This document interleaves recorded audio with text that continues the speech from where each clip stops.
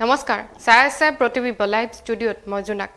যোৱা 16 তাৰিখে নিজৰ বাসগৃহৰ বাথৰুমত আত্মহত্যা কৰিছিল মৰিয়নিৰ পিউ বিশ্বাস নামৰ এগৰাকী যুৱতীয়ে যুৱতীগৰাকীৰ আত্মহত্যাৰ পিছতে যুৱতীৰ পৰিয়ালে প্ৰেমিক সুশান্ত নাথে মানসিক অত্যাচাৰ অশ্লীল গালিগালাজ কৰাৰ বাবে আত্মহত্যা কৰা বুলি মৰিয়নি আৰক্ষী থানাত এখন এজাহাৰ দাখিল কৰিছিল এই অভিযোগৰ পিছতে এতিয়া প্ৰেমিক সুশান্ত নাথ আৰু প্ৰেমিকা পিউ বিশ্বাসৰ মাজৰ কথা বতৰাৰ এটা কল ৰেকৰ্ডিং পোহৰলৈ আহিছে যেটো কল ৰেকৰ্ডিংত উল্লেখ আছে প্ৰেমিক সুশান্ত নাথে প্ৰেমিকা পিউক আত্মহত্যা কৰিবলৈ দিয়াৰ কথা যোৱা 16 তাৰিখে আত্মহত্যা কৰিছিল মৰিয়নিৰ পিউ বিশ্বাস নামৰ যুৱতীগৰাকীয়ে নিজৰ বাসগৃহৰ বাথৰুমত আত্মহত্যা কৰিছিল যুৱতীগৰাকীৰ প্ৰেমিক সুশান্ত নাথৰ বিৰুদ্ধে যুৱতীৰ পৰিয়ালৰ অভিযোগ প্ৰেমিকৰ মানসিক অত্যাচাৰ অশ্লীল গালিগালাজৰ বাবে পিউ বিশ্বাসে আত্মহত্যা কৰাৰ অভিযোগ এটা কল ৰেকৰ্ডিংত স্পষ্ট হৈছে এই কথা মৰিয়নি 3 নং ৱাৰ্ডৰ দীপক নাথৰ পুত্ৰ সুশান্ত নাথ আৰু বৰ্তমান পলাতক অৱস্থাত আছে প্ৰেমিক সুশান্ত নাথ আৰু বৰ্তমানো তদন্ত অব্যাহত ৰাখিছে মৰিয়নি আৰক্ষীয়ে যোৱা 16 তাৰিখে আত্মহত্যা কৰিছিল মৰিয়নি 4 নং ৱাৰ্ডৰ যুৱতী পিউ বিশ্বাস আৰু প্ৰেমিক সুশান্ত নাথৰ মাজত হোৱা কথা বতৰাৰ হে কল ৰেকৰ্ডিং প্ৰথমতে শুনাই ল'ব বিচাৰিছো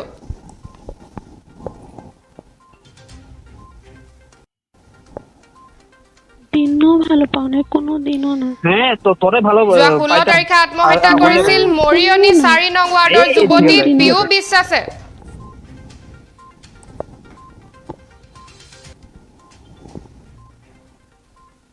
শোনা এই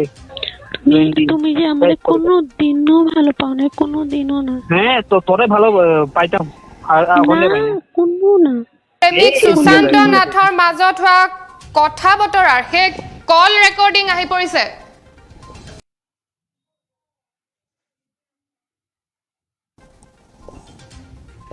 তো শোনা আমার চুলকানি আসলো বুঝছ না এই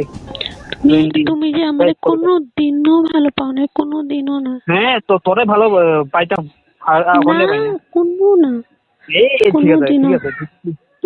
তুই কলটা না উঠাইলে কিন্তু আরো বেশি খারাপ হইব তুই দেখি নইলে এগুলা কইতে পারতা না তুমি ওইটাই তো কইছিস না যা কইতাছ না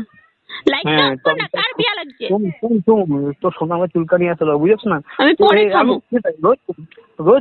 রোজ কমু আমি এখন থেকে তো আমি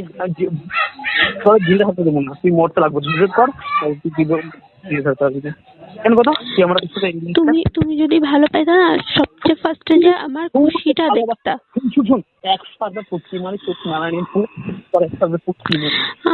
তুই আমার ভালোবাসাটা সকাল থেকে খুশি দেখ আমার কথা শিখাইছি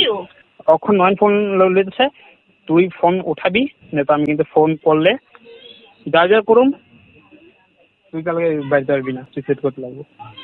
তুই ফোন উঠা এখন ফোন করবি তুই আমার মাথা কোনই দিকে আমার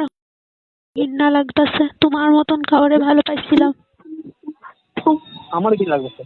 তুই ঘৃণা কোনই কথা না এত তুমি কি চাও আমি কি সুইসাইড করে নিলে তুমি ভালো পাইবা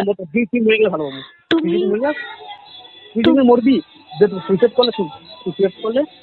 সব জায়গায় পাঠিয়ে নিবি ঠিক আছে কালকে সকালে আমি আঙ্গো মার কসম খায়া করতেছি কালকে সকালে যদি তুমি আমার মরা মুখ না দেখছো না একদম থ্যাংক ইউ মরিজা থ্যাংক ইউ আমার জীবন সুখী আমি তুই মরে গেলে তুই মরলে আমি ফেরে বেশি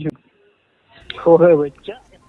কল ৰেকৰ্ডিংত স্পষ্ট ভাষাত উল্লেখ আছে প্ৰেমিক সুশান্ত নাথে প্ৰেমিকা পিউক পৰা অশ্লীল গালিগালাজৰ লগতে আত্মহত্যা কৰিবলৈ কোৱা কথা যুৱতীগৰাকীৰ পৰিয়ালৰ অভিযোগ অনুসৰি প্ৰেমিক সুশান্তই মানসিকভাৱে অত্যাচাৰ কৰি আহিছিল পিউ বিশ্বাসক যাৰ বাবে আত্মহত্যাৰ পথ বাছি ল'লে যুৱতীগৰাকীয়ে যোৱা 16 তাৰিখে নিজৰ বাসগৃহৰ বাথৰুমত আত্মহত্যা কৰিছিল মৰিয়নি আৰক্ষী থানাৰ অন্তৰ্গত মৰিয়নি 4 নং ৱাৰ্ড ওয়েস্ট কেবিন নতুন মাটিৰ নিবাসী কৃষ্ণ চন্দ্ৰ দেৰ কন্যা পিউ বিশ্বাসে পিছত মৰিয়নি আৰক্ষীয়ে দণ্ডাধীশৰ উপস্থিতিত মৃতদেহ উদ্ধাৰ কৰি যোৰহাট চিকিৎসা মহাবিদ্যালয়লৈ মৰণোত্তৰ পৰীক্ষাৰ বাবে প্ৰেৰণ কৰিছিল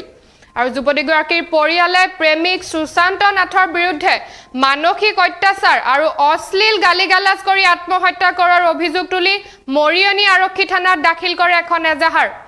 এই এজাহাৰৰ ভিত্তিতে আৰক্ষীৰ তদন্ত এতিয়া অব্যাহত আছে, কিন্তু এতিয়াও পলাতক অৱস্থাত আছে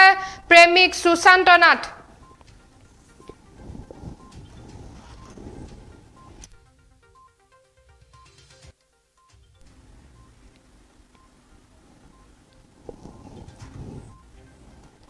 যোৱা 16 তাৰিখে নিজৰ বাসগৃহৰ বাথৰুমত আত্মহত্যা কৰিছিল পিউ বিশ্বাস নামৰ এগৰাকী যুৱতীয়ে। আৰু যুৱতীগৰাকী আত্মহত্যাৰ পিছতে যুৱতীৰ পৰিয়ালে প্ৰেমিক সুশান্ত নাথে মানসিক অত্যাচাৰ অশ্লীল গালিগালাজ কৰাৰ বাবে আত্মহত্যা কৰা বুলি দাখিল কৰিছে মৰিয়নি আৰক্ষী থানাত এখন এজাহাৰ।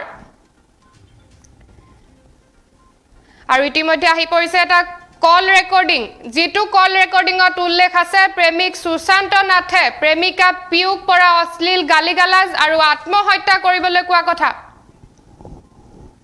এতিয়াও পলাতক অৱস্থাত আছে প্ৰেমিক সুশান্ত নাথ